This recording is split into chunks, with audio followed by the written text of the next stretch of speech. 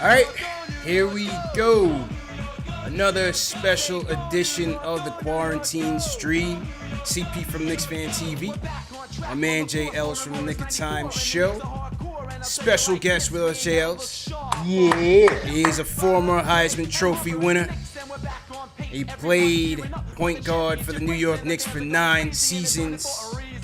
A leader, a warrior, high character, quality athlete. Charlie Ward in the building. Charlie, how you doing tonight, man? I'm doing just fine. I guess enjoying life down here in Tallahassee. I hadn't gone very many places, but still enjoying life. Yeah, and that's all we can do. Just taking it one day at a time. Before we kick into the interview here, obviously there's a lot going on in the country. There's a lot of tension and turmoil, a lot of emotions flying, anxiety. Not too far from you in Brunswick, Georgia, we had the Ahmaud Arbery situation, his murder, unfortunate murder. We had the Breonna Taylor incident in St. Louis, and just recently we had the George Floyd murder in Minnesota. You have kids.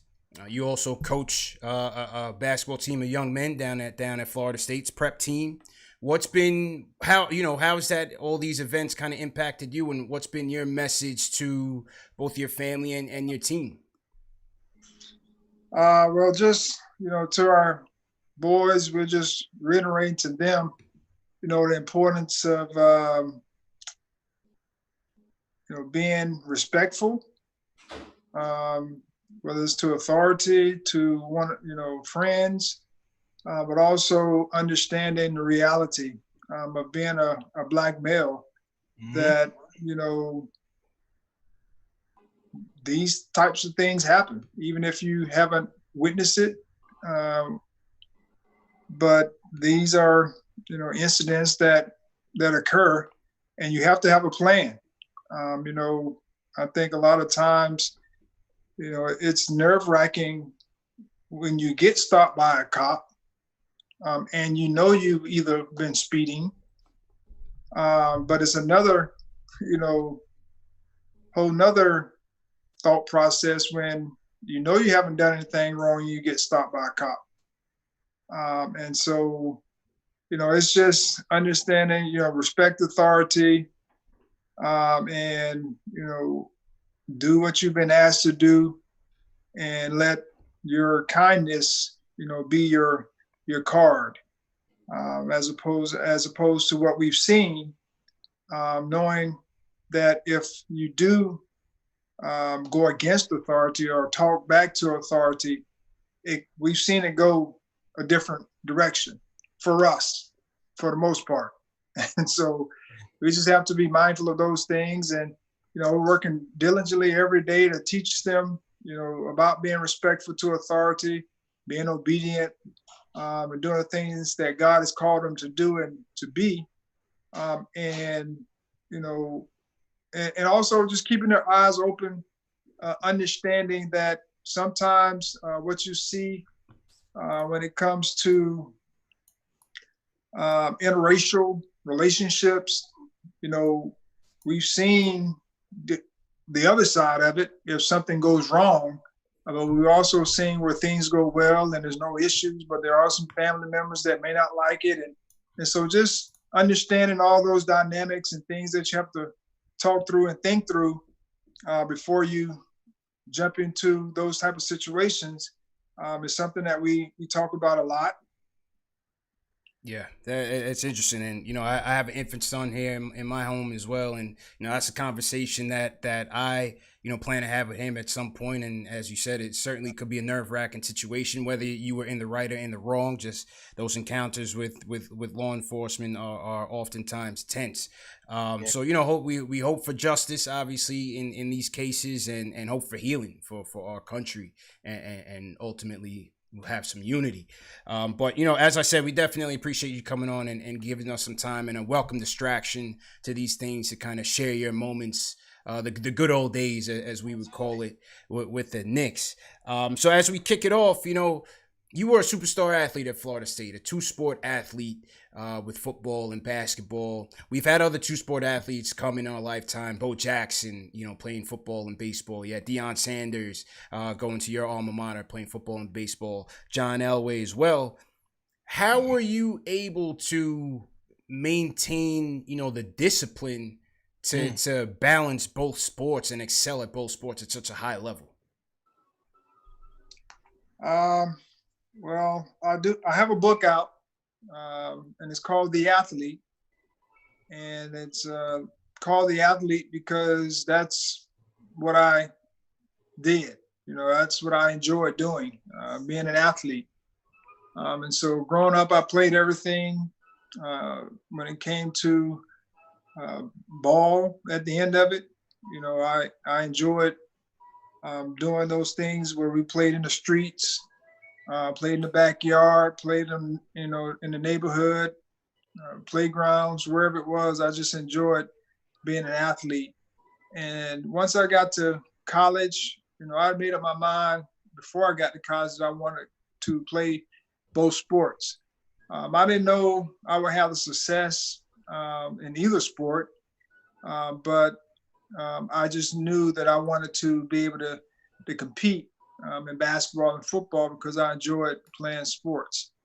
And it worked out, in the end, when I was in school for 5 years, which was a dream come true for me. I was grateful that, I was able to be in school for 5 years. So I got redshirted my second year. I was a punter my freshman year, and I got redshirted my second year in college for football.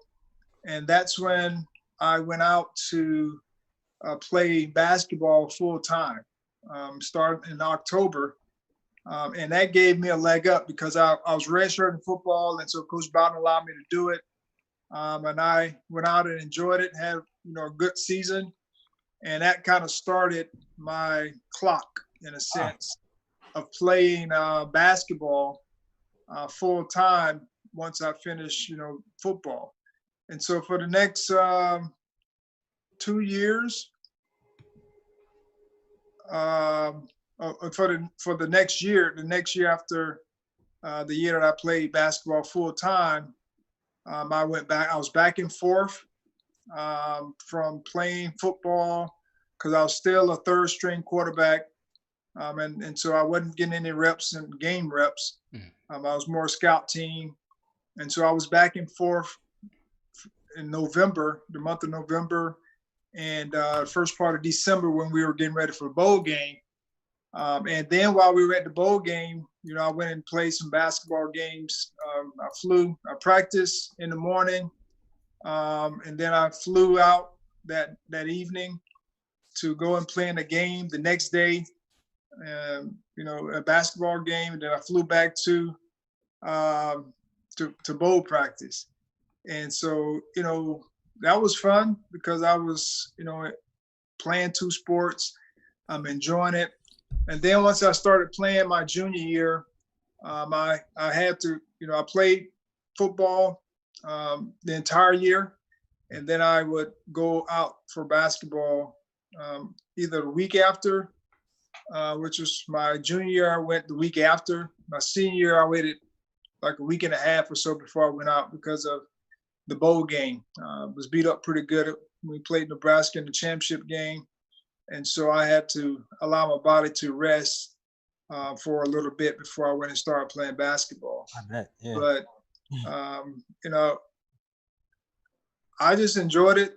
And I was grateful that I was at a great university that also helped me achieve my goal of getting a degree while I was there. So, in the 5 years, I was able to obtain my degree in therapeutic recreation. And so that was another milestone and accomplishment for me to be able to get my degree before I left. And then I had the luxury of playing two sports on top of that. So I definitely had the American dream.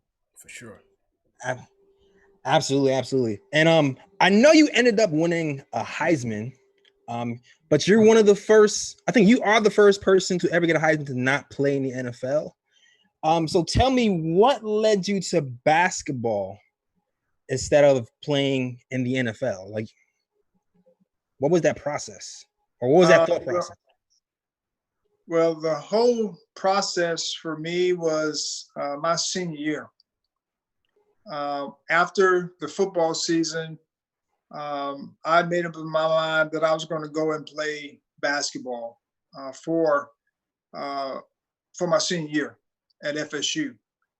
And so, because I was a senior and one of the leaders coming back to the basketball team, I just felt like it wasn't right for me to go and leave them high and dry. And secondly, I wanted to leave my options open for potentially playing in the NBA. And so, with that decision, I knew there would be consequences, just like all decisions have consequences. Mm-hmm. The consequence that I knew I would have is I wasn't going to be 100% committed to the NFL, because during the month of January is when they had the draft. And I wasn't prepared to go to the draft because I was playing basketball.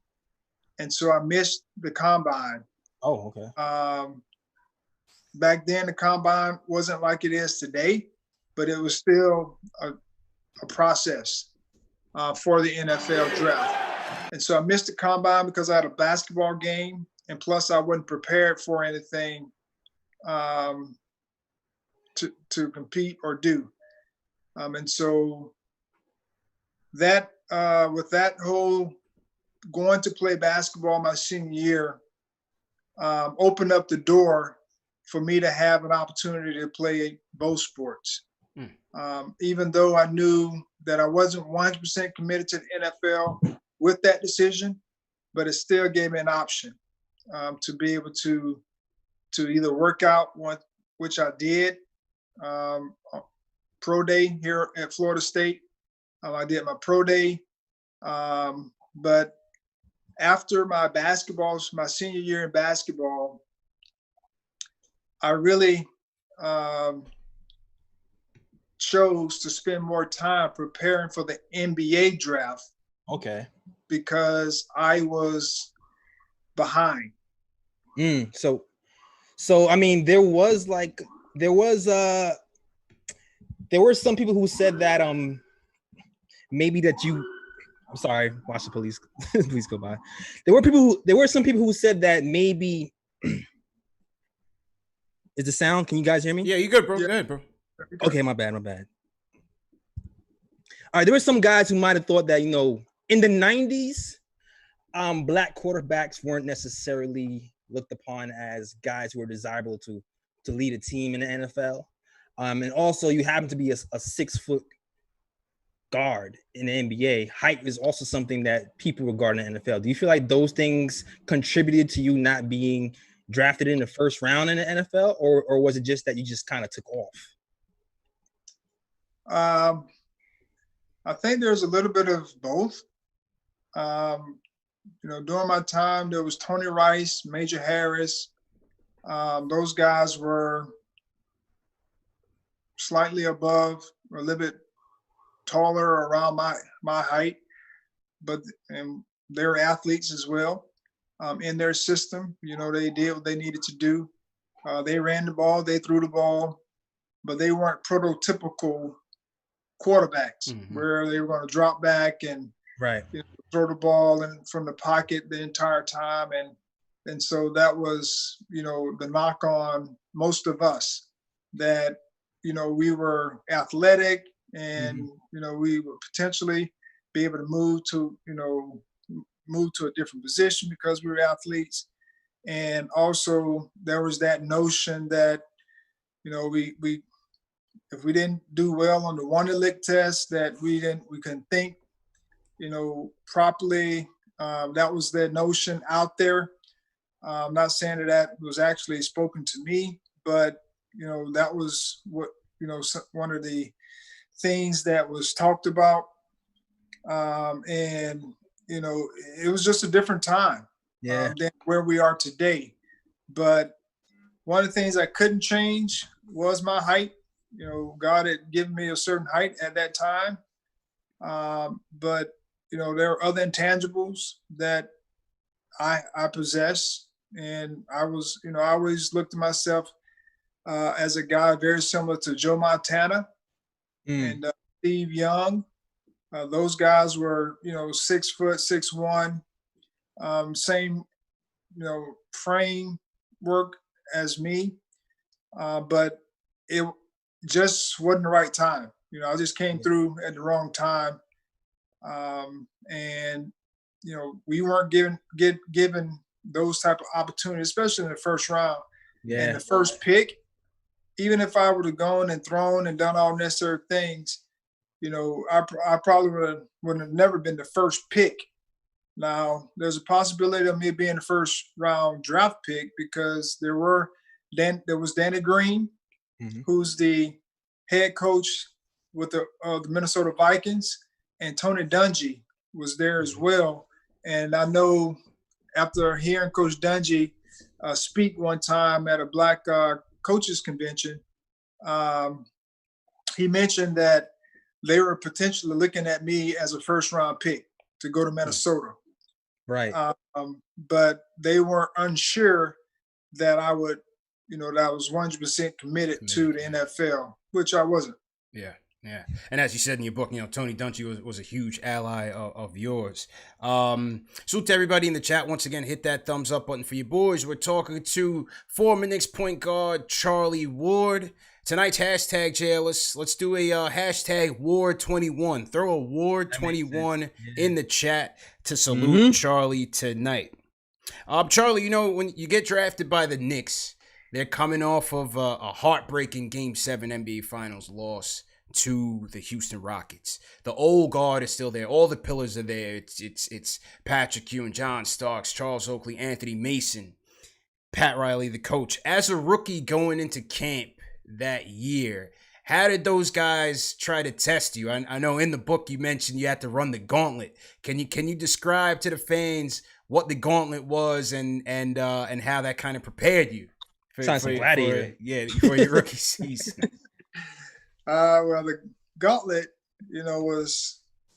was a rookie initiation deal, and so it was something that I'm not a big fan of, a rookie initiation, especially if it's physical. I don't mind carrying bags, going to get food, that kind of stuff, serving, but from a physical standpoint, I'm just not a big believer in somebody hitting on me just because, I'm a rookie. Was okaying on you? Who was that? Was okaying on you? He's hitting on folks, but I'm glad you're still here with us, Charlie. Yeah, that's who he is. But one of the things that the gauntlet, it was 2 lines on. One line lined up across from each other, and the rookies had to run through. And so Monty Williams went before me. And it's essentially guys run through and they start hitting you with elbows and all that kind of, jazz. And so Monty went before me, and he ended up getting caught up. Someone hit him, and he got stuck. And that's where he ended up having to, ended up getting caught by everyone. Man. He busted his lip and the whole 9. And so when I went through, I kind of waited for Monty to go. And then as soon as he got towards the end, I took off. And my whole deal was all about speed and then using each side against one another. So when one guy went to lunge, I would move out of his way because the other guy wasn't prepared. You playing football. That's it. So I ended up going through. I navigated my way through really, really fast because I went through fast and no one touched me. And so, I missed that part of the initiation, but I did get the Oakley treatment we were in scrimmage or team, 5-on-5, and I was going for a layup, breakaway layup, and he came with his fist and hit me in the nose. But it was a retaliation because I had gotten him like a few plays before on something. So he was getting me back, and I knew it was part of the game. It was part of the initiation part, no layups and those types of things. And I didn't say anything. I just kept playing, and from that day forward, I had no issues with Oak, and he also took care of me. Man, tough love, yeah, man. That's a funny story. In that there was a crowded backcourt. The Knicks had made a statement when they drafted you is that your leadership qualities had really stuck out to them. But it was a very crowded backcourt. You still had Derek Harper, you had Doc Rivers there. Obviously, Starks was a mainstay. Who were some of your mentors that season that kind of got you through? Well, I was blessed, to have some great veterans. In my position. So Derek Harper, of course, Doc was there for half a year. Greg Anthony was there. And so, between those three guys, the guy that I admired the most and learned the most from was Derek Harper, because of course he was a seasoned vet. He had a family, and he kind of took me in under his wing in a lot of respects. And so I would go over to his house, his wife, Sheila, cook, and I, got a chance to see his kids, know his kids. And, that was a big thing for me, because that's what I wanted to do. I wanted to be a husband while playing in the NBA. I also wanted to have kids, and I wanted to have a long career. And Derek was one of those guys that had a long career, even during that time. At that time, he had been in the league for quite some time. I'm not sure how long, but that's the kind of career I wanted to have, and so I wanted to learn from him. Of course, I also, gravitated towards Herb Williams, because he was another veteran that had been in the league for quite some time, and Herb took me under his wing as well, and taught me, how to be a professional. He had some great stories. Some of them, of course, were a little boring, but he still told them. But it was all great learning. And there were other guys on the team, but I just didn't gravitate towards them because they were going in a different direction than I wanted to go. But those guys I learned a lot from. When Buck Williams came to the Knicks, I learned a lot from him as well, because he's a seasoned vet. Terry Cummins. So, I was a youngster still when those guys were coming through. And I just always gravitated towards them because they had been in the league for so long. And I just wanted to figure out, what they were doing to make it. Right. And, I was grateful to be able to play 11 years in the NBA, and a lot of credit goes to those guys that I just talked about. Right, yeah. So the Knicks and Miami, they had a pretty big rivalry, and there's an infamous rivalry that happened. There's an incident that happened in 1997 with you and PJ. Walk me through that incident with you and PJ Brown. What happened, and what led up to the whole backflip of Charlie Ward onto the floor? Well, the Knicks and the Heat, we always had intense games, series, especially in that series. There's always going to be some tension because both teams were very similar. It's just like a marriage, just like friendships. If you have people that are alike, they're going to always be at odds with one another. And so that's why they always say opposites attract. But for us, that was what it was. I mean, we weren't opposites. We were the same, and same mentality, same plays, pretty much the same type players. The coaches ingrained the same mentality. And so when those things happen, you're going to have incidents like the one that happened with PJ and I. And that was more of an intense in the game moment. There was nothing more than that. Actually, PJ and I are, still friends. Oh, it's just even after that. He's actually supported, our football programs when I was coaching football. Right. And so we recognize what it was. And also for me, whenever I have incidents on the floor, that's what it is. It stays on the floor. And once the game's over, the game's over.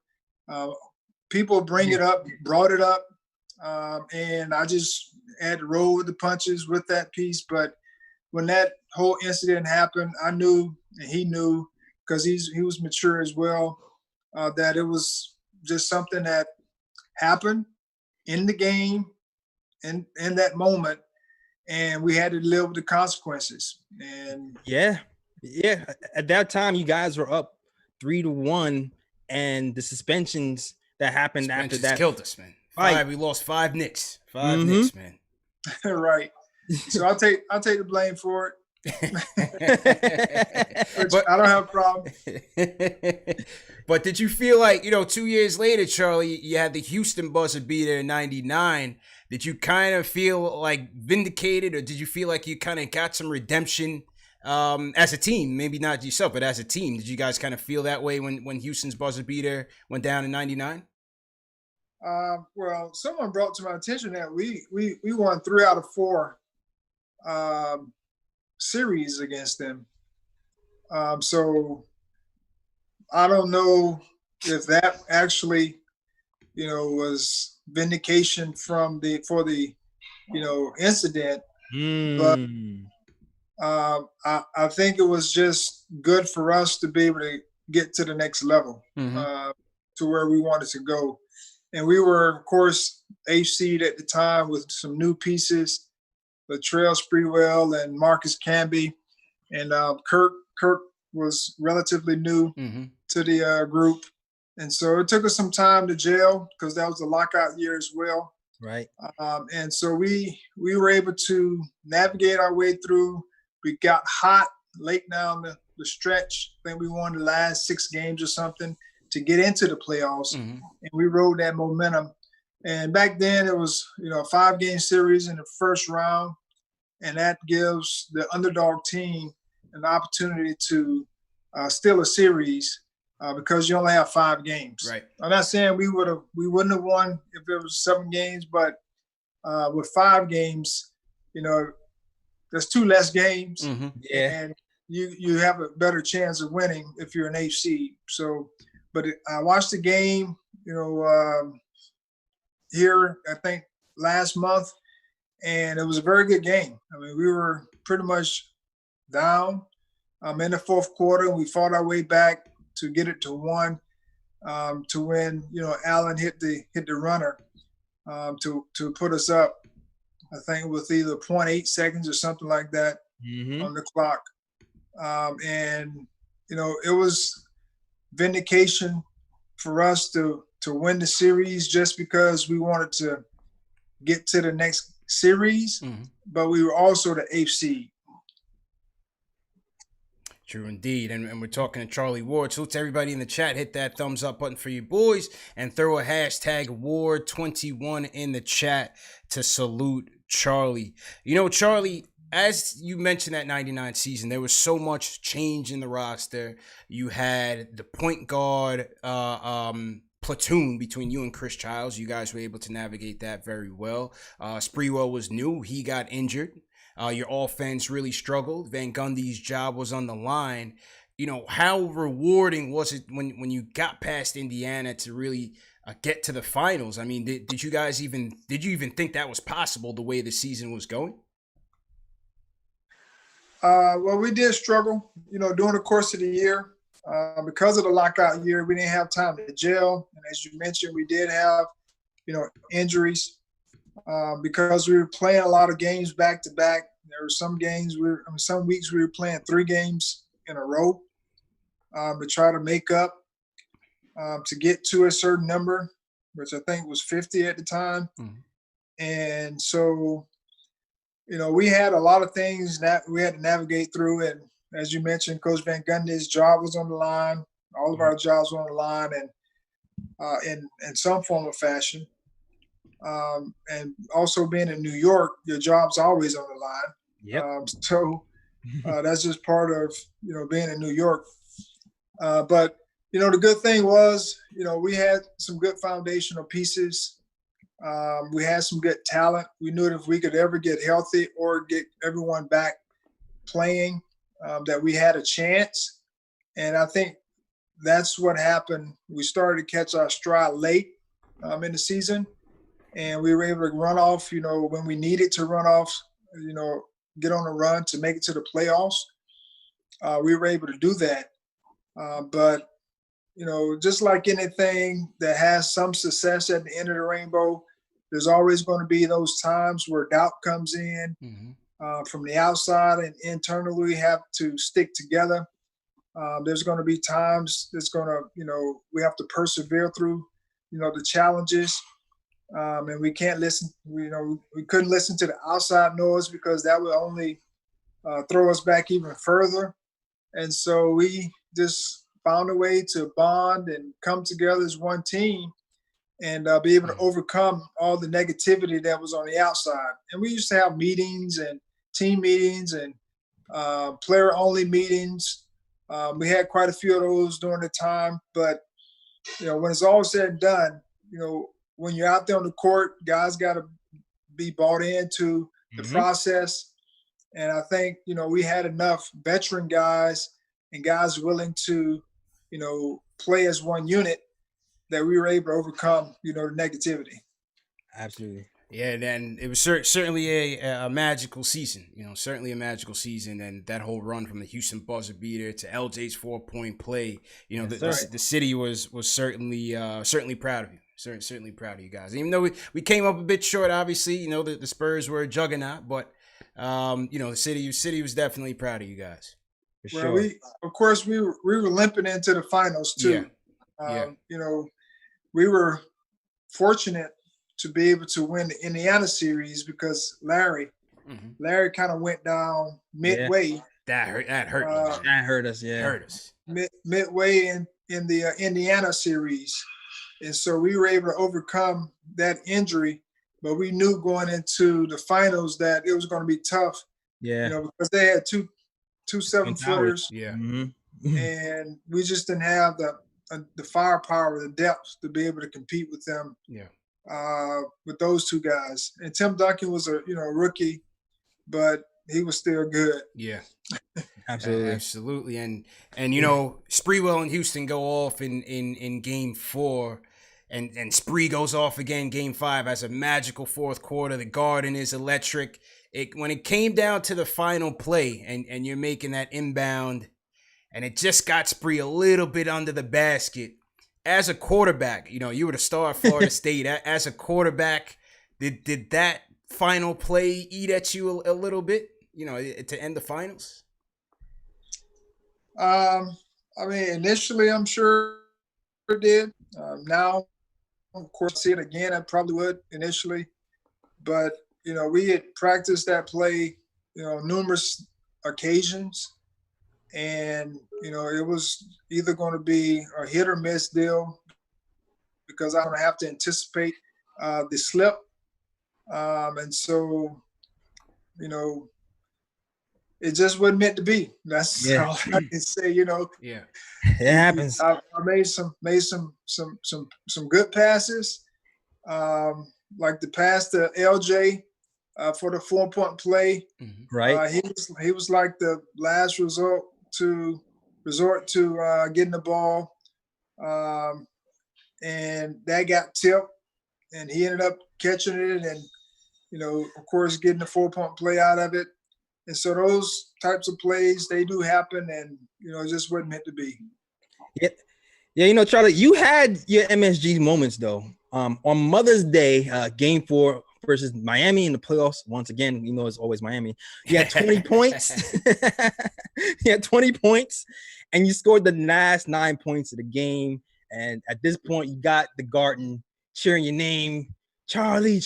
Like, did you dream of that as a kid? Because the Garden is a tough place to play, so it's not always cheers for everybody. So when you had that Garden moment, what was you thinking? And did you ever think it would be that intense? Well, I've, during my career, I had the opposite as well. I've gotten booed, for other reasons, but and I always talk about enjoying the moment. That's one of the things I tell people today is, whatever it is, enjoy the moment. Because when you enjoy the moment, you look back over your time and you won't have any regrets, whether it's positive or negative. And because that means you've learned, at that time, and you've enjoyed, the good and the bad. It only shapes you both ways. It shapes you to be better people. And so, I enjoyed that moment because that was the first time our oldest son, who's 20 now, came to the game. He was just born in February. And so that was his first game. And I was, elated that, I was able to, have a very good game. But that was not the norm for me. Had extra mojo that day, extra motivation. Yes. So, that was great, great moment. One of my defining moments in the NBA when it comes to just an overall game. And it wasn't something that, I knew would happen all the time. And so, because I was a role player, right. Latrell, Allen, Patrick, John, those types of guys, if they had not LJ, they had 9 points in a quarter, it wouldn't be a big issue because that's what they do all the time. But for me, I got hot. Seemed like everything I threw up went in. And, that's just, I was grateful for that moment. And as you brought up, I actually got a chance to watch it and, on a rerun. And it was something that I was like, wow, that's me. Surprised yourself, right? I did that. Yeah. Years later. That's very interesting. And once again, we're talking to Charlie Ward, former Knicks point guard. Throw a hashtag Ward21 in the chat to salute Charlie. Hit that thumbs up button for you boys. Charlie, a couple more questions for you. As I had said earlier, the Knicks, when they drafted you, they really pointed to your leadership skills. I heard an interview with Allen Houston, yourself, and he mentioned also in the book the Charlie Ward effect. That effect that you had on the team. Jeff Van Gundy also gave you credit for that. But you were never known to be a rah-rah guy or, the most boisterous in the locker room. So how were you able to command that respect with the demeanor that you had? Well, everyone knew where I stood. Of course, I'm not perfect in any stretch of the imagination. And, one of my slogans or things that I always talk about with people is humility will always win. And so when I had negative incidents, whether I was right or wrong in the incident, I always wanted to be humble about it. Whether it was through apology in the way I treated people. And, people respect the work part because a lot of them saw, especially Coach Van Gundy, who's my mentor, my coach who helped me with my skill development over the course of my NBA career early on. He saw the work that I put in, the attitude of being a good teammate, even though sometimes I didn't want to be a good teammate, but overall just having a great attitude for, my teammates, and then just wanting to do the right things, and, there are a few times where, some people won't challenge like the best players, but, I was one, even though I wasn't a superstar. I just want guys to understand and know that there are ways you do things and handle things. And so, there's an incident, there's quite a few incidents that happened, but there's one incident where, sometimes as professionals, we get to a point where we get numb to the fact that someone else may have to clean up our mess. Mm. And so, Patrick, after a Dallas Mavericks game on the road, he was upset that we lost and might have been going through a stretch where we were losing games. And he came in and kicked the he came in and kicked the trash can. And it was a big trash can. At least he didn't punch it like a Martin did. So he kicks the trash can and all the trash is on the floor. And so the managers or someone started picking up the trash. And so, he was frustrated, and I wasn't so much frustrated with the loss, but I became frustrated because of the response of one of our best players and then expect someone else to clean it up. And so I just rose up and say, with a strong, stern voice, that he should be the one to pick it up. and not the trainer. And I told the trainers, don't pick it up. Make him pick it up. And of course, he was in front of everyone. Whoop. But the key was it wasn't so much. We're all frustrated, but we got to make sure that we're handle our frustration the right way, and don't expect somebody else to clean up your mess just because you're an NBA player. And that's one of the things that bothered me the most. And that was just one incident with Patrick. But there were plenty, times where, and I'm sure I was guilty of it sometimes also. But I just wanted people to know that just because it may be someone else's job, we don't want to make their job harder by our actions. And then we get numb to the fact that I can just do whatever I want to do, and somebody else clean up the mess. Yeah, ego neutralizer. Yeah. So, I mean, it's just tough love. And I think people, I didn't say much unless it was warranted. And I listened a lot and I watched a lot. But when it was time to speak up on those types of issues, those types of things, I didn't mind, speaking up. Being vocal. It's very, very interesting. Very, very interesting. Couple more quick questions. Your three toughest guards. You were known for your defense, but who? I mean, you were in an era where there were a ton of star point guards in those '90s. Who were who would you say the three guys that really gave you a hard time? Well, I mean, who gave me a hard time? Was all of them that you can think of during that time, because all the ones that had had green lights. There was Stephon Marbury. There's Allen Iverson. There's Tim Hardaway, even though he was, on the back end of his career. Yeah, but we always beat them, so it's fine. But he was still tough. Mark Jackson was a different type of tough. He was just a big guard, backing folks down. Back then, they didn't have the 5-second rule. Right. So he was dribbling for 10 seconds in the post, playing old man basketball. And that was on the East Coast. Of course, I played against Terrell Brandon and Mark Price. Terrell Brandon, highly underrated. Those guys we played in the playoffs. Mookie Blaylock, even though he was on the back end, but he was still effective during the time my early years. But that was just in the East, and so out of those guys, you want to pick three. You can pick three. Yeah. Old dogs, man. Old dogs. Touche. Charlie, back when you played football, you actually played with Kevin Knox Sr., who I read always wanted the ball. That's true.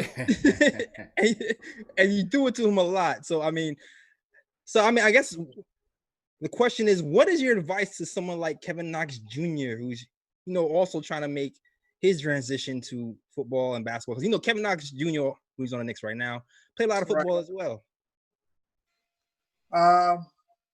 Well, I guess the other thing is one of those guys are trying to get to their next contract because apparently I was the last rookie to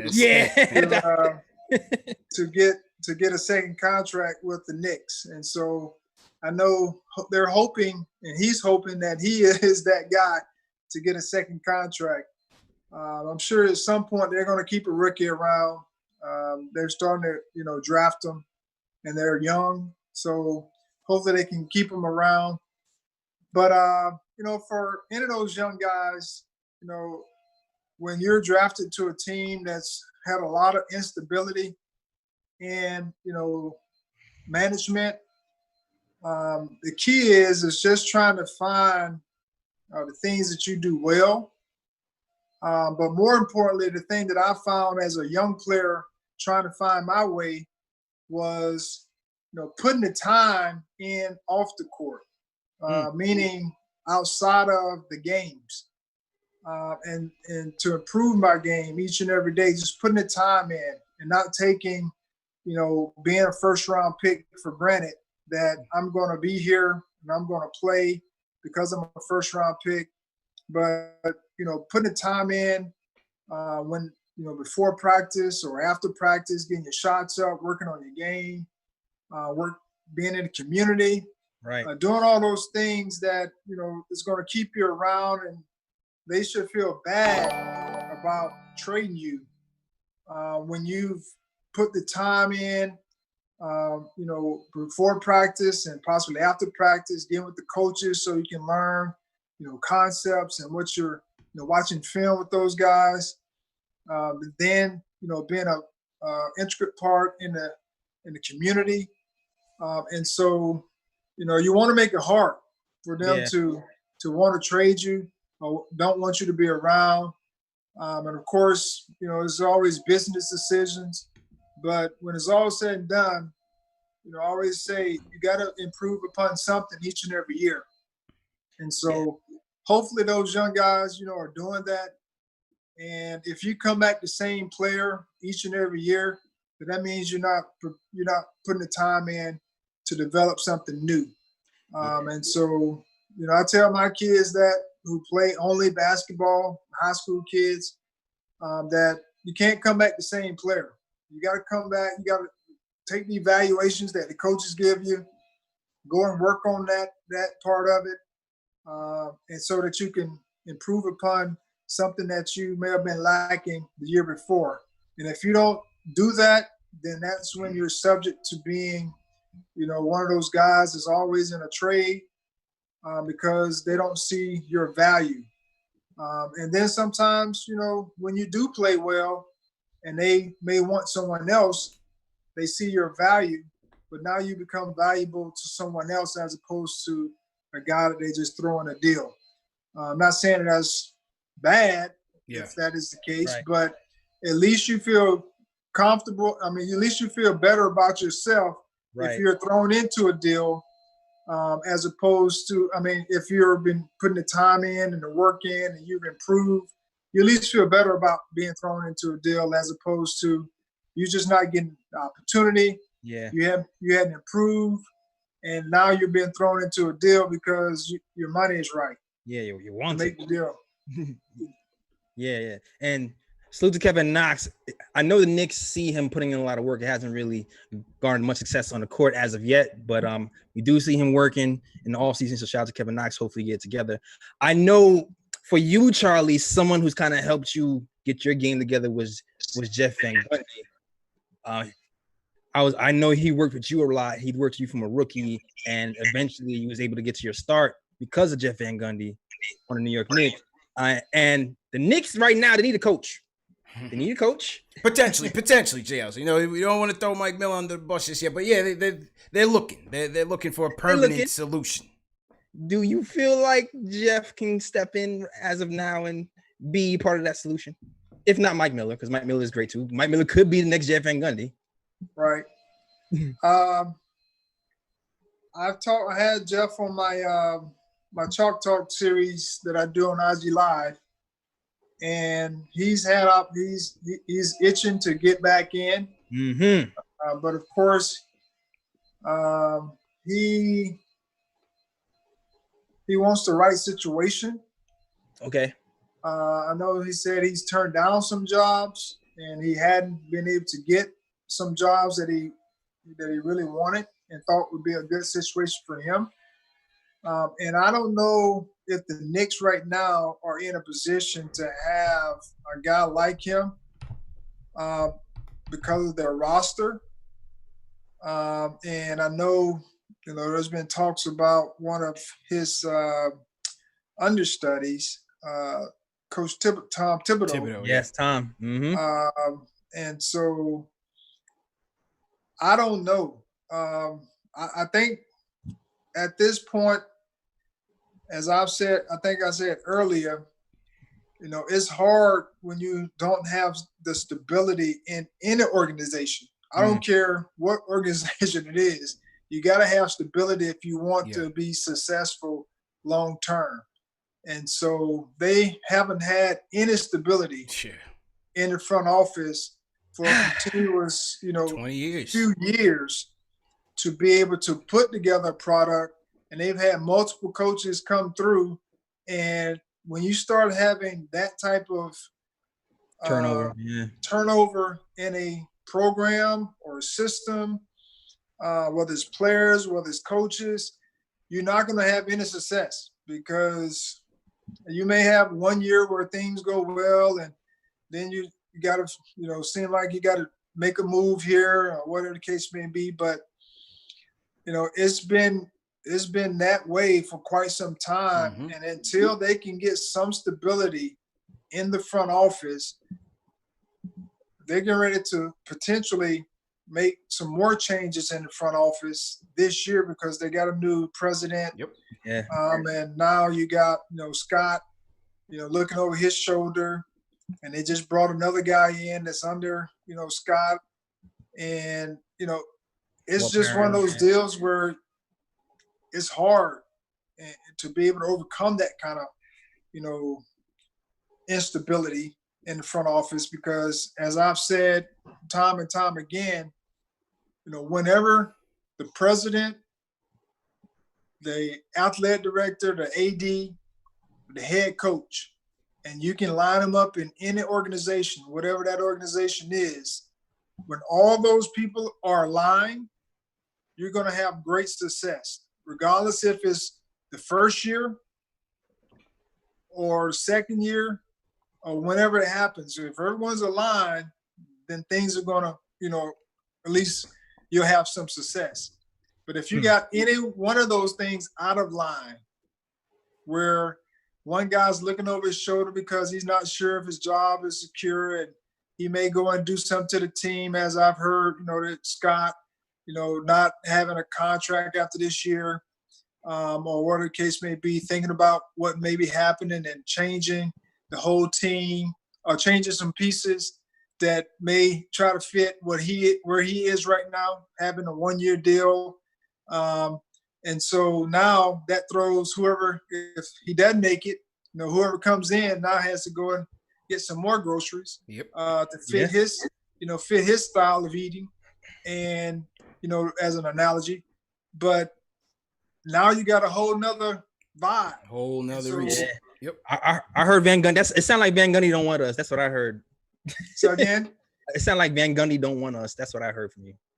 Well, I don't know if that's the case, but I do know he understands. He's been around long enough, and he understands what it takes to be successful. And right now, the Knicks are the stability piece is not in place. For a guy like him. Yeah, like I was telling JL, Charlie, I said he doesn't have that much hair left, man. We can't stress him out too much on this team. He's got to go to a ready-made situation, man. You see the evolution, Charlie. You see it. So good. They have some good young pieces. The Knicks, they have some good young pieces to build around. But they should probably think about doing it the way Philly did it, not tanking the way they did to get draft picks, but they're continue to try to bring in some good pieces to be able to help those young guys develop. Yeah. I know for me, when I came into the league, I had veteran guys that took me under their wing.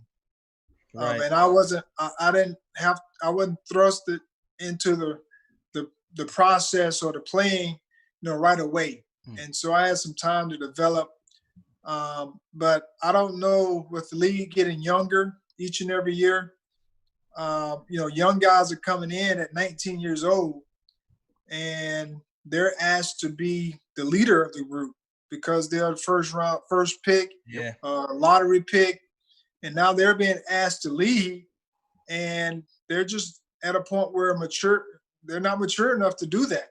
And of course they have skills, but as we all know, skills aren't all the things that you need to be successful, and also to be able to lead a veteran, be able to lead a team to either the playoffs or beyond. And so, they have some time, and I think Leon, he has a plan, just like mostly, everyone else that comes and gets a new job. And I just pray that they're able to give guys time to work a plan. Yeah. I mean, if Mike Miller's the guy, and I thought he did a pretty good job taking over. Me too. The Fitz deal. They did what they had to do as far as what they thought was best. Getting rid of Coach Fitz, because when a coach feels the stress and the pressure of his job being on the line, it trickles down. It's a trickle down effect.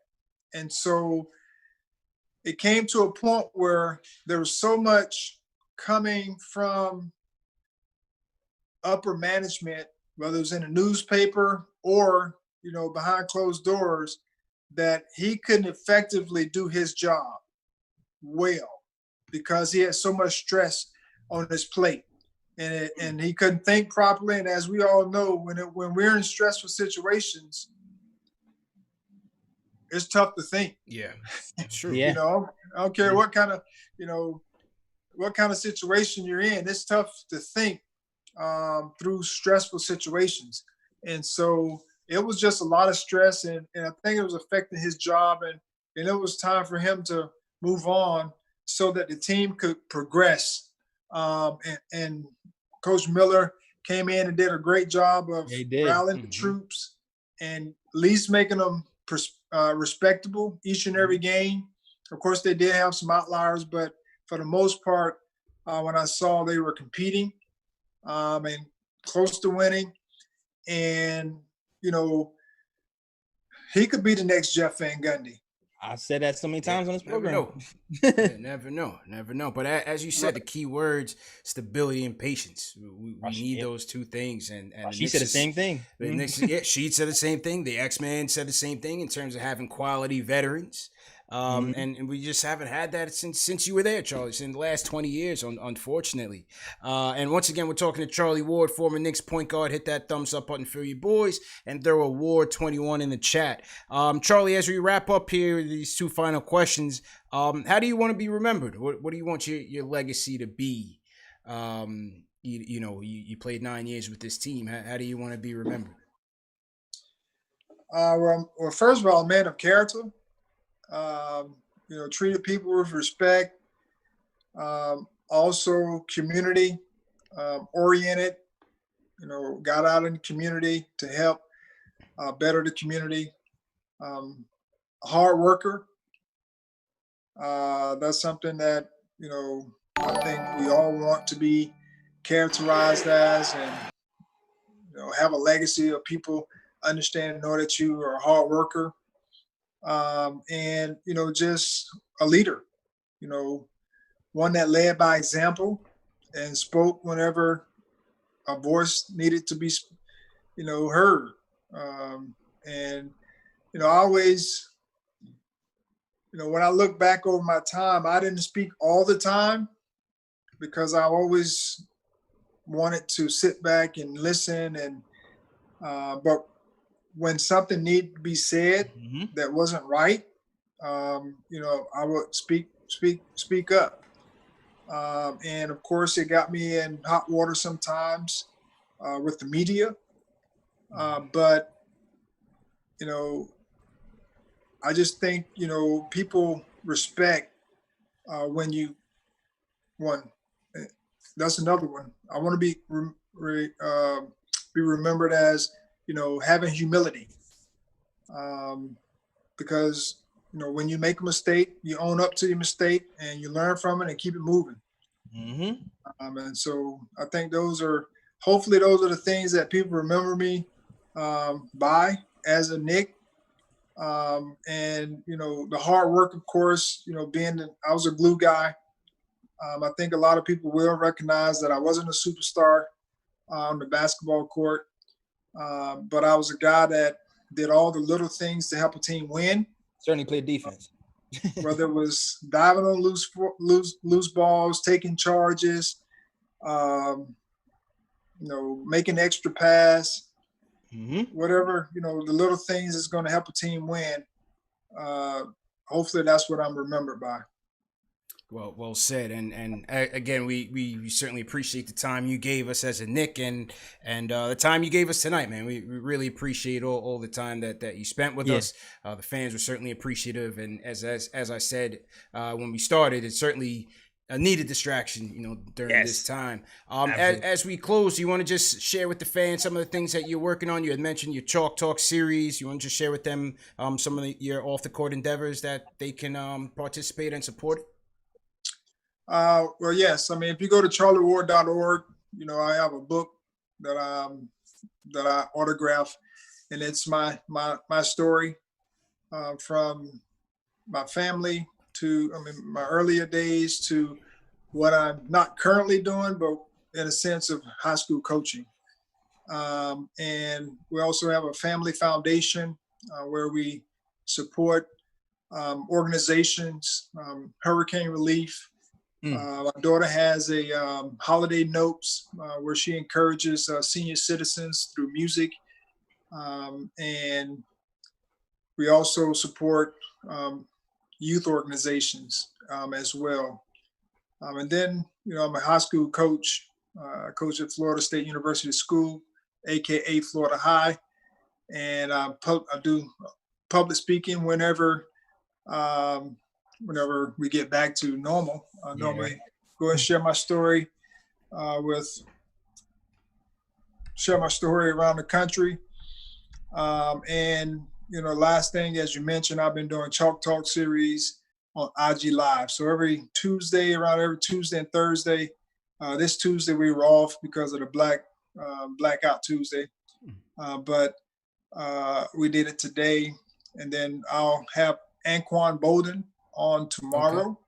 Nice. Of course, he's an NFL great, but he's a Florida State alum.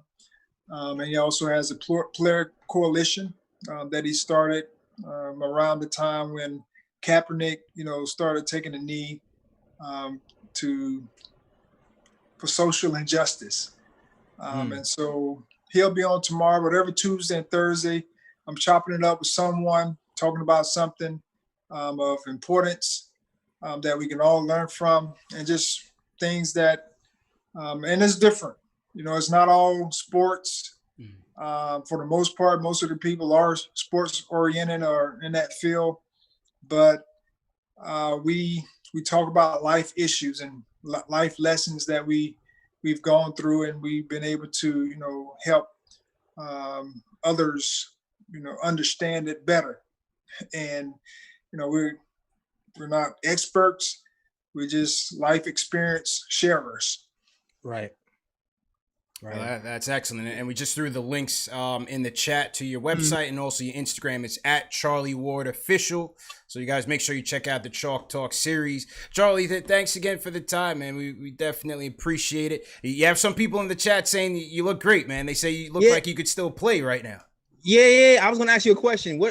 What's your skincare routine, man? Like, you look like you're 25. Just got the fountain of youth, man. I cannot, at this point, I cannot play. I can't even run up and down the court. But no, many of y'all know, if you've been following, I think some of y'all been following me. I had a mini stroke about 2.5 years ago.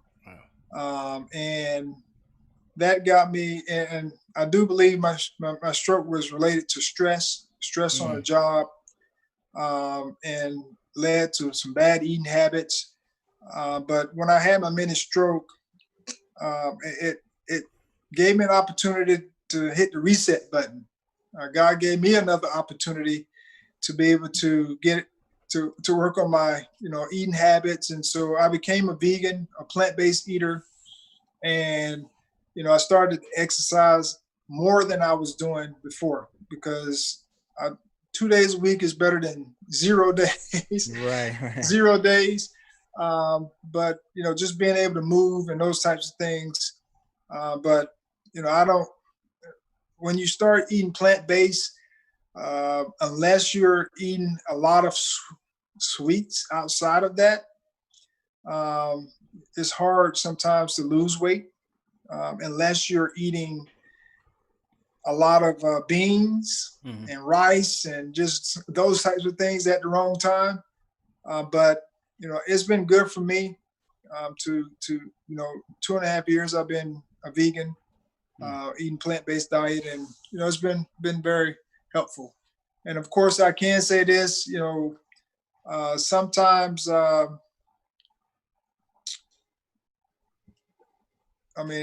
you say it may look one way, but in reality, it may be something totally different.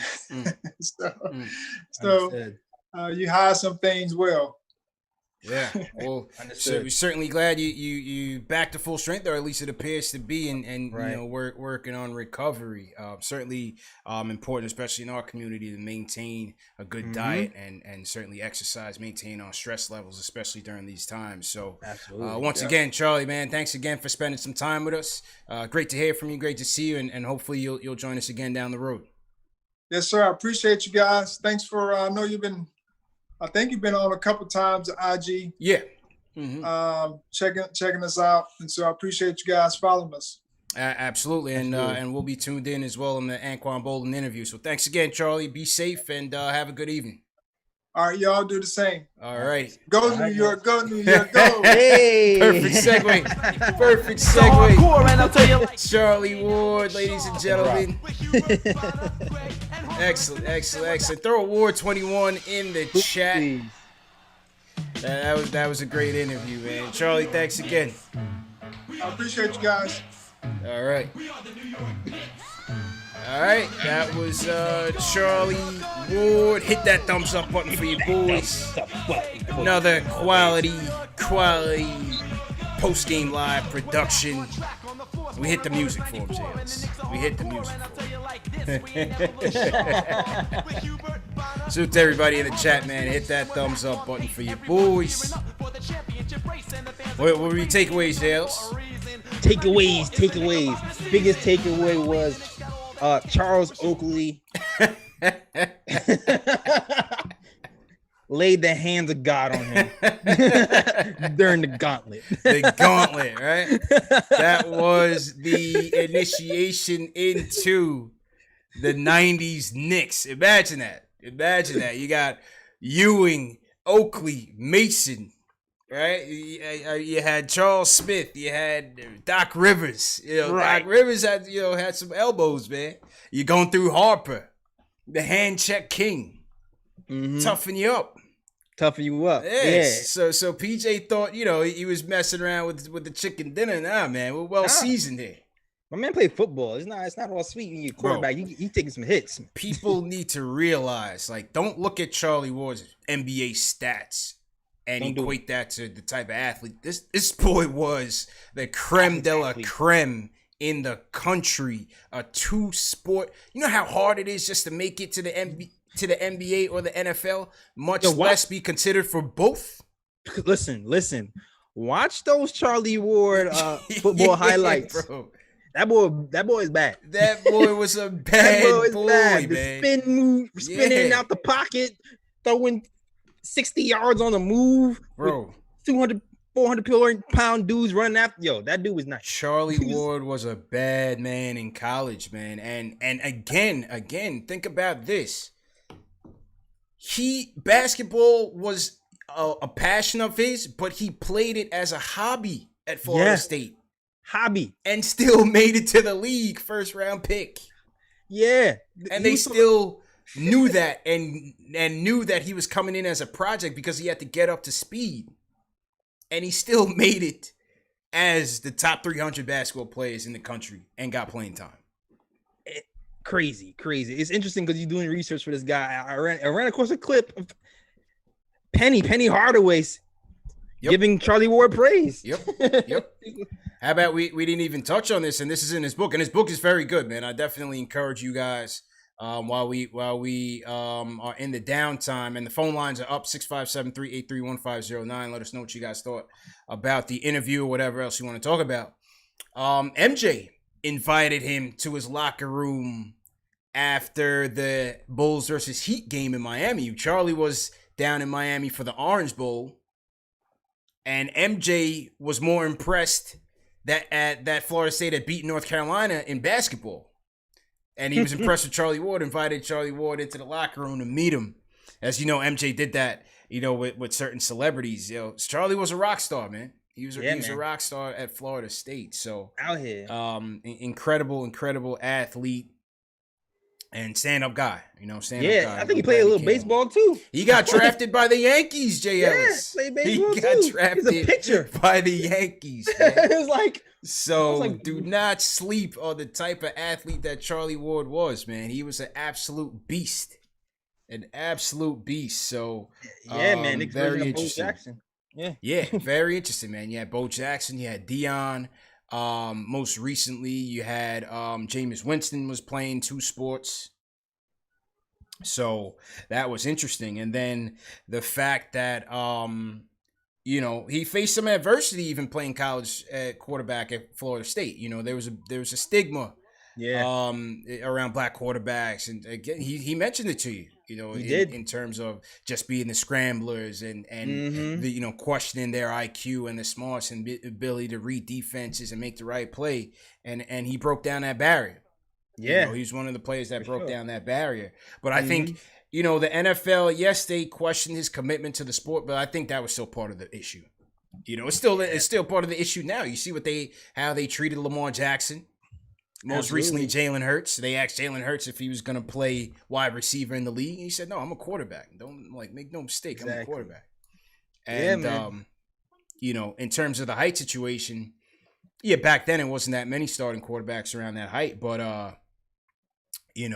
now you look at it. You have Baker Mayfield. You have Russell Wilson. Super Bowl winner. Kyler Murray's in the league right now. Drew Brees, who got dragged all over social media today. We'll talk about that later. But there's a lot of guys around 6 feet, 6'1", having success at the NFL level. So if it wasn't a running back, he was nothing really. But yeah, absolutely, man. Hang on one second. So to everybody in the chat, hit that thumbs up button for you boys. Just getting the phone lines activated. All right. And man, excellent interview. Our guy Ward. While we are on the topic of interviews, we got another guest coming on Sunday, Jay Ellis. Oh, really? We might as well tell the people right now, because Sunday for the matinee edition, we got Raymond Felton coming through. Sunday, 3 p.m. That's right. Ray Fell is coming through to post-game live. Let's get it going. Ray Fell is coming through. Why did we trade you? Why? Hey, listen, first tour Ray Fell was solid, man. First tour Ray Fell was solid. I remember when Curry torched you. But I also remember when you got that block at the last second, all right? Yeah. That's Ray He was Felton. solid. Ray That's Ray Felton, man. He's always gonna have solid, man. He had the heart. Even the heart beginning Knicks tape, Ray Felton was solid. But after that, he kind of fell off a little bit. But we'll talk to him. We're gonna talk to him about all that, man. He was giving Amari all the oops, man. Absolutely. Before he left, he was averaging 17-9, bro, or 17-6, 17-9. So that D'Antoni system. Have we had a decent point guard since Ray Felton? No, no, we haven't. He might have been the last. He was the last decent point guard we had. He was the last. So Ray Felton is coming through Sunday at 3 p.m. So the phone line's up, 657-383-1509. Definitely give us a call and let us know what you guys thought about the interview or anything you want to talk about. So to everybody in the chat, hit that thumbs up button for you boys. Definitely shout out Julian Blum in the chat, all the mods, Park City Dion, how you feeling? MIG, Livingston Mills, what's going on? Nick Flair, how you feeling? Who you want to shout out, Jails? Yeah, John Talento, of course, Angel A1s, Ricardo Custer, my guy Alex Collins, who's chat hopping, Craig Williams, Alex Collins was good. Yeah, I saw Young Simba in here earlier. Yeah, that's for you. I know he was here earlier. Zach Patan. Oh, shout out to you, Angel A1 who sent you a super chat. Okay. He wanted to thank Charlie Ward for being here. Also, Orlando Santos, who also sent the super chat earlier as well. Salute, man. Salute Alex Hound checking in from Ireland. Super chats came in. Let me shout out Lawan Williams. Sends us a $10 super chat. Lawan, appreciate it. And Fraser Coleman sends us a super chat, JLs. And he says, Charlie, are you going to call out Dolan for issuing a non-public statement about George Floyd? So let's get into it. First and foremost, rest in peace of George Floyd. It was announced today, JLS, that the 3 additional officers who were complicit in his murder are being charged as well. So another inch forward to justice, but just a small inch, and hopefully we'll get some convictions by the end of the year whenever this thing concludes. Your thoughts on the whole Dolan thing that kind of took up some of our attention yesterday? What was your takeaways on that? What were my thoughts on the Dolan thing? I've been very active on Twitter, probably most of you seen. So I don't think it's any secret where I stand on this. I feel like Dolan absolutely dropped the ball. You have a building full of Black employees, Black athletes.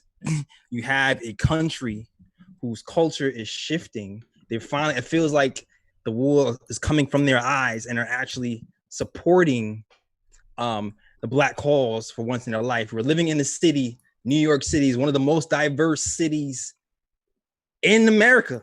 We have all these other teams who have the wherewithal to actually stick up and say these things are wrong and make a public statement about it.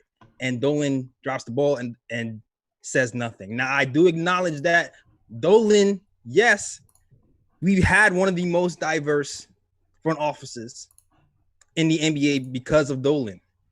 But for me, I need the actions and the words together. I don't just need actions. I don't need words. I need the actions and the word. I am thankful that we did have one of the most diverse front offices ever, but words do matter to me. And I think the reason why inequality has happened in this country for so long is because there are good people who claim to be good people who watch bad things happen to people and don't speak up and don't say anything. And that's why 10 years, 20 years, 30 years, 40 years, 50 years goes by and we're still in the same situation because people do not speak up. And he didn't speak up. I agree with you. And let me just, some people may not have seen or read the statement. So basically what it was that you had a whole bunch of sports teams coming out in support of George Floyd, some, brave enough to denounce police brutality, and others just coming out against racism as a whole, as a blanket, kind of support. Dolan now sends an email to his employees internally, basically saying that, I know you guys have asked whether we're going to make a public statement. He understands it's a turbulent time with the coronavirus pandemic, civil unrest, so on and so forth. We at Madison Square Garden stand by our values of the respectful and peaceful workplace. We always will. And then he says, as companies of business of sports and entertainment, we are not any more qualified than anyone else to offer our opinion on social matters. That part right there. Yeah, that was weak. It was weak. That part right there, because this is how I read it, CP. This is how I read it. I'm gonna be very candid right now. I do not want to upset the white people who give me money. That's how I read it. Point blank period. I think he was. It came out soft in that he was scared to upset. It was political. It was a political move to toe the fence, right? Yeah. And then he referred to, we uphold our values, which is creating a respectful workplace for all, which has nothing to do with anything that's going on. That will never change. What we say to each other matters. How we treat each other matters, and that'll get us through tough times. Again, I don't think it was a bad statement. It was just a little too neutral. And because of that, he came out with another statement yesterday. Right? He came out with another statement yesterday, basically saying, we denounce racism at all costs. He said, yesterday I made a sincere attempt to provide my perspective on a very difficult issue. Let me be clear, we vehemently condemn, reject racism against anyone, period. It is against every value we hold dear. My point yesterday was about the actions and importance of living your values. At MSG, we have worked hard to build an environment of inclusion and mutual respect, and those values are what we try to live every day. Racism is born from ignorance, blah, blah, blah, blah. So he came out a bit more forceful yesterday. Better. My opinion is, I definitely agree with you. First off, let me say, I wasn't expecting anything from any of the sports teams or anything like that. To me, that doesn't really bother me, that whether or not a corporation or anything says something. Because a lot of these things are hollow without the actions behind it. But I said, when he did come out with it, yes, it was internal. I felt like it was a little bit soft. As you said, this is an 80% black league. Your players are black. They are black fathers. You have black employees. It's not to say that Dolan is racist. I never accused him of that. You guys heard me and Oak going back and forth on that. Yep. So I never accused him of that. I just thought it was soft. And as you guys said, they said it, not me, that the brand needs a rebuild. They brought in Steve Stout. So why not take that opportunity to take a leadership position? Boom. You are a pillar of the community. Sports is a pillar of the community. If you don't notice that now, look at what's going on. We need sports as a distraction. In the middle of the greatest city in the world that is completely divided between the community and law enforcement, all of which are patrons and supporters of yours. That was an opportunity for him to say a little bit more. And let me just get a little my personal experience, because it's been a tough week for everybody. Mm-hmm. Tough weekend. Mm-hmm. Been an emotional week, man. Right, emotional weekend, right? My job, where I work at, I've actually been impressed with the way my place of work has stepped up. Yeah. And actually included the black workers into the program and asked us, what can we do? What do we need to help? They sent out a company statement. They had the Blackout Tuesday, and they set up different meetings and different Zoom meetings for everybody to learn about the history, learn about what to do to help other people. And they were very forward thinking, and personally made me feel a little bit more included into the company. And to me, that's how you lead. And I guess for me, it was even more jarring because I came from that environment. And I'm also saying my company wasn't always that way. It took a lot of work for them to get there, but it got there. So it's not too late for Dolan if he listens, listen. But to go from that and then to reading that, to me, was so scarce. And me knowing how I felt about the company when they actually reached out and went the extra mile to learn and to educate and to ask us, is there anything we can do? I felt like that could be done with the Knicks, and it wasn't.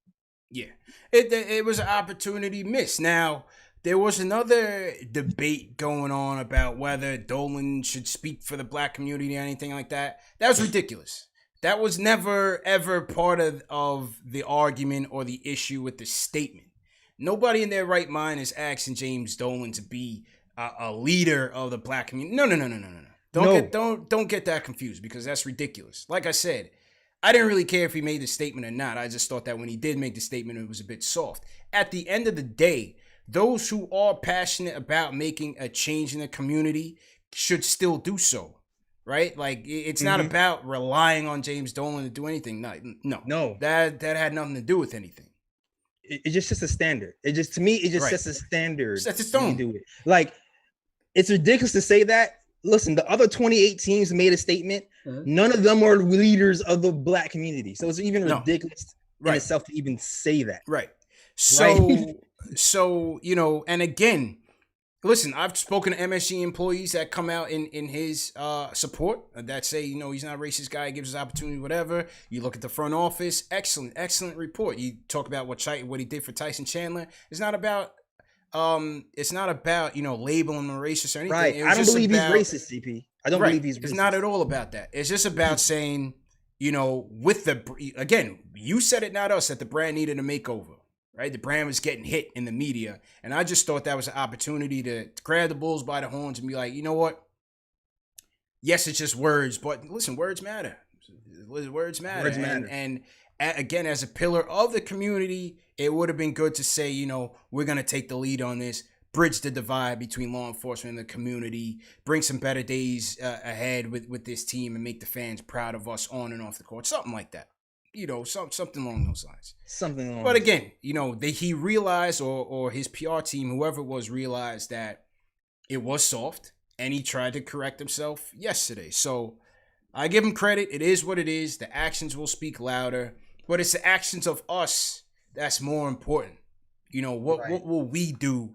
Those that are passionate to create change and impact what's going on out here, and that's going to fight for criminal justice reform and the other issues that are plaguing our communities. And that, you know, we as a people, as a community, as a fan base, again, if you're passionate about that, you can do things to make a positive impact. You don't have to be out there protesting. You know, protest is not my thing. You don't have to be an activist. You can donate to the activists. You can donate to the groups that's going out there and trying to affect change. There's so many organizations that's out there on the front lines.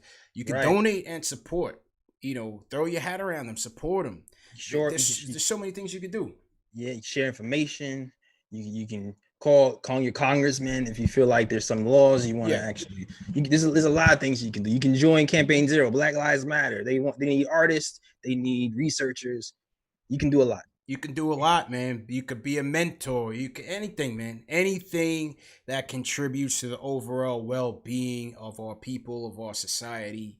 You can get involved in every way. You don't have to be Martin Luther King, or you don't have to look for Martin Luther King to lead you. You can start with yourself, and then as things improve, you know, you can look to join groups or whatever affiliations that you want to do. So yeah, man.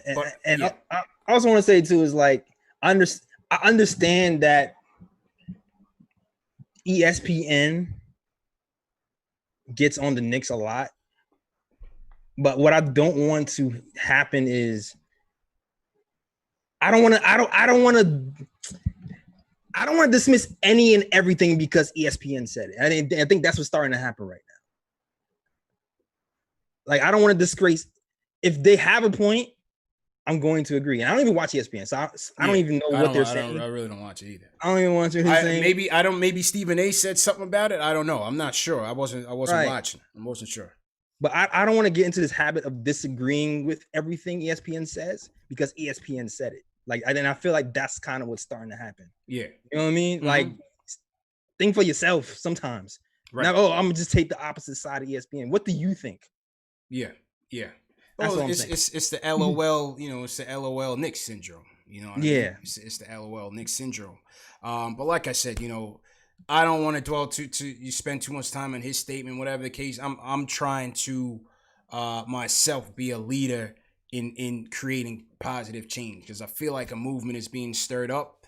Absolutely. Again, I'm not a protester, but clearly the protests have had an impact on you know, the expeditious manner in which these cops were charged.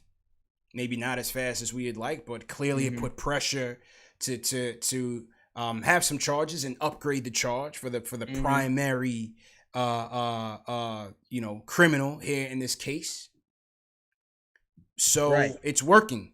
Now I see a lot of distractions going on. Number one, gotta be careful with like the media, consumption during these times, man. Take some breaks, go outside, take a walk, exercise, because it's a lot. You go down that rabbit hole and watch all the videos going on and listen to this person going on, and because there's no leadership in this country going on right now, it's a dangerous thing, for your mental and your physical health. So you definitely got to be careful of when you're consuming so much. On top of that, I had to step outside.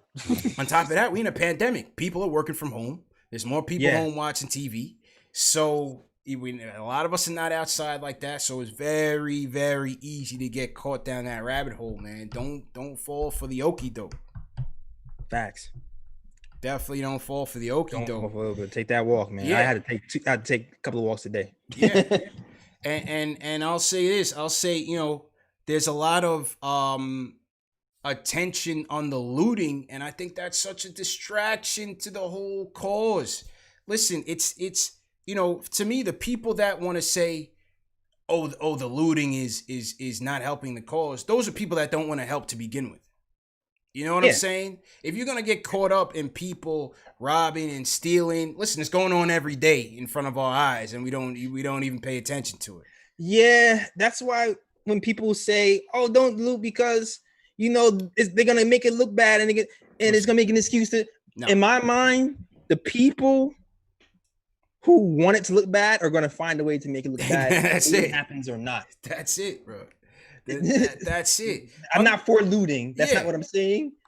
But you can tell when someone speaks or how they express themselves, whether they're looking for the righteous or they're already set in their mind. Facts. It's an excuse. I'm not here for it. People gotta understand, bro. In every catastrophic situation, there's always going to be people looking to take advantage, whether it's hurricanes, earthquakes, right? The fake Red Cross people that's calling your house to donate money. There's always people going to look to scam when times are in distress. Okay, do I feel bad that Macy's and whatnot is getting looted? Not really. They'll get that back. They're major corporations that will get that money back. I feel worse for the mom and pop stores. Absolutely. The Fordham Road thing. I don't like that. Those people that worked hard to set up themselves for the American dream and exactly. Have to now clean up the mess of. It's a lot. You look at the people getting caught. It's a lot of young kids, JL. So there's a lot of, I'm not making excuses for it, but don't let that distract you from the main issue. The message. Don't let it distract you from the message. So I'm not even concerned about that because it's just one big distraction. So my point is, there's plenty of ways for people to get involved if you are passionate to do so, and let's do it. Let's go. Let's do it, man. Don't worry about it. Say that again. Yeah, man. I'm ready to work, man. I'm gonna make it a part of. I'm ready to step it up. We got to do it, and like I said, everybody has a lane. Right? You don't have to, don't look for the next MLK or don't try to be one yourself. If protesting is not your thing, don't protest. Use your craft, whatever it is. Use your craft and figure out a way to use it to enhance your community. Whether you're an entrepreneur, whether you're a lawyer, whether you're a doctor, whether you're a nutritionist, whether you open up a health food store, whatever it is, there's so many different ways to make a change and make a difference using your path and your passions, because that is going to be the most effective way for you to reach people, right? You don't have to reinvent the wheel. Definitely. You can just use your passions and use your skills to figure out a way to enhance your community. Absolutely. Yeah, man. So well said, definitely. Let's go to Ronnie Mack in the building. Ronnie, how you feeling? Okay, hold on. Yeah, let me. Yep.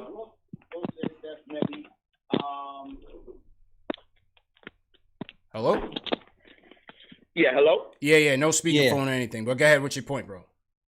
Yeah, I took it off. Yeah, I was just wanted to ask you guys what y'all thought about the Drew Brees statements today.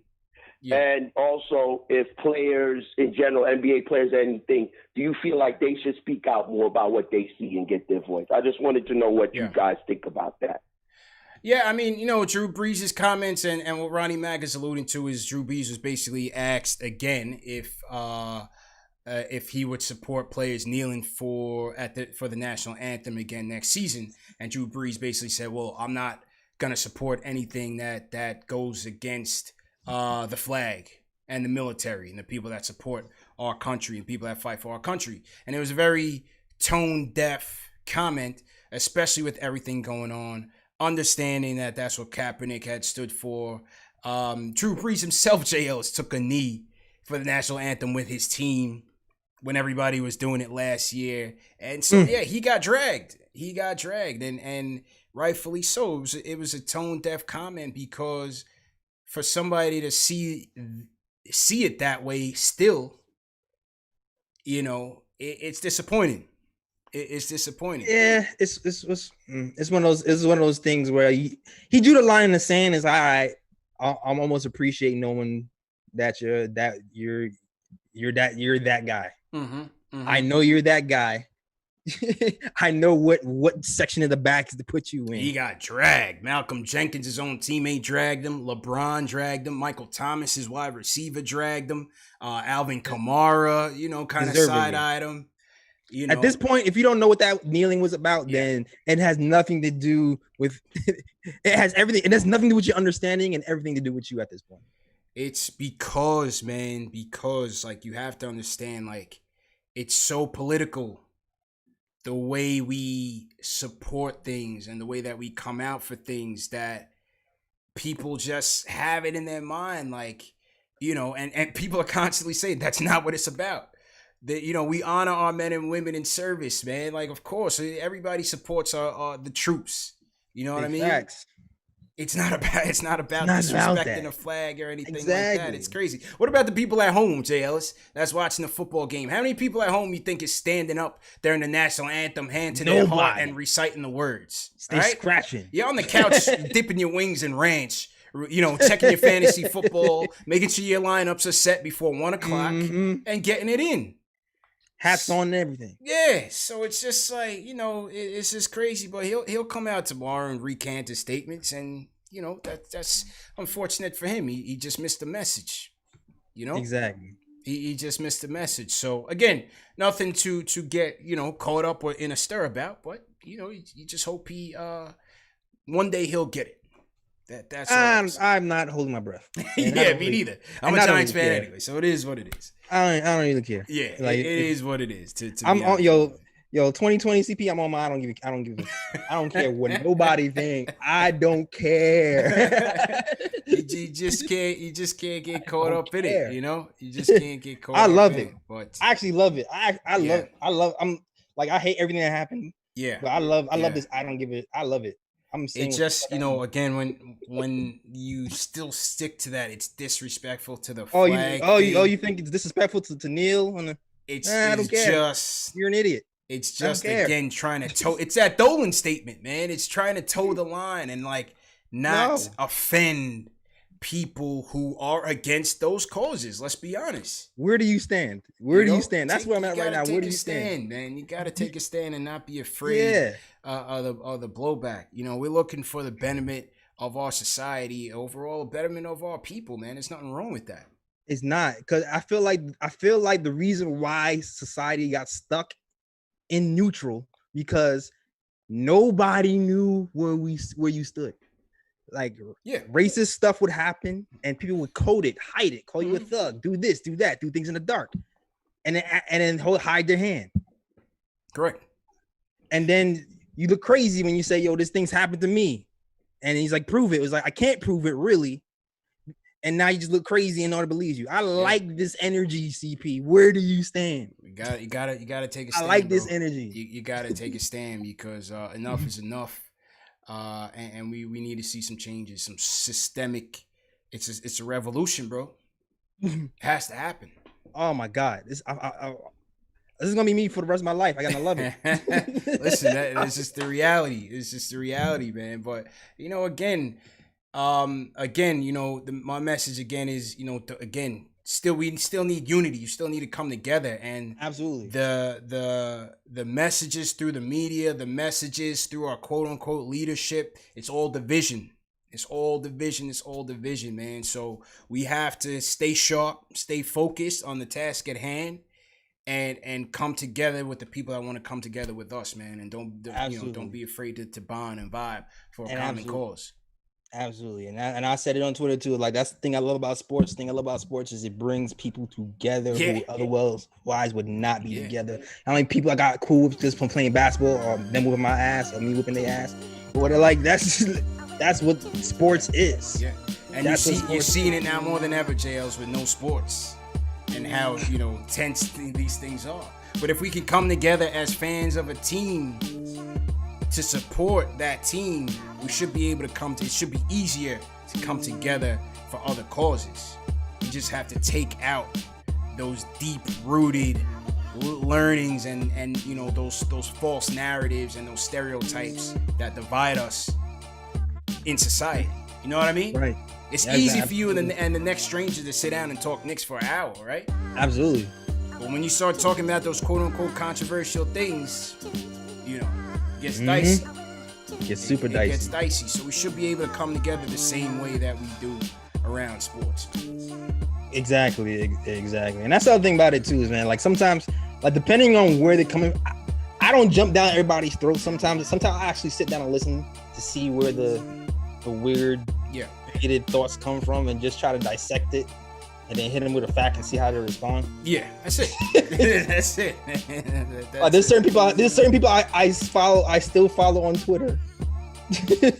That I follow just so I can hit them with a fact. Just hit them with a fact. Just throw it out there. Just hit them. Not because we best friends. I see you acting crazy. I'm gonna just hit you with a fact every now and again. There's a couple lessons, man. Just let you know you're crazy. Absolutely, bro. All right, man. Let's roll, man. I thought this was a great conversation. Salute to Charlie Ward for coming on. Salute to everybody for watching. And great conversation, man. Well, bottom line is, we need justice. We need unity. Come together, man. Let's go.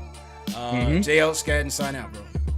Yeah, salute. Listen, we did not have an episode of the Naked Time Show because it was a weird weekend and was preparing for multiple things, but we are looking to have one soon, so look out for that on youtube.com/NakedTimeShow. Also, definitely check out the old episodes on SoundCloud and iTunes and Google Play. If you ever listen to us, we really talked about, especially in our old episodes, we really talked about social issues in our episodes towards the end. So this is an interesting time where I feel like the next episode is going to be good, because we are going to be unleashed in our bag. So definitely check out the Naked Time Show.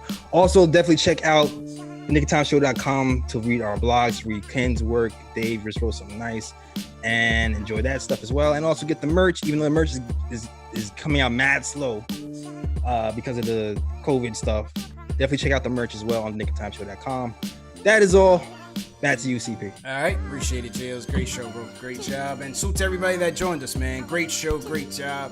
Remember, these shows are available in audio podcast format: Spotify, Apple Podcasts, Google Play, Stitcher, Amazon, Alexa. Hit that thumbs up button for your boys. Subscribe to the channel and share these videos. Share these videos with a Knicks fan or a basketball fan next time, so that we can get more people in here. JLs, tomorrow they're expected to finalize the reboot of the season, and it's going to reboot without the Knicks. So what's being proposed is a 22-team, the 16 playoff teams, and the 6 teams on the bubble competing with the A seed up for grabs in some sort of play-in tournament. So we'll find out how that works tomorrow. They're expected to vote on it and vote and approve it. Disney World is sight. Knicks season is over. 21-45. The Knicks are locked into the 6th place, 6th worst record.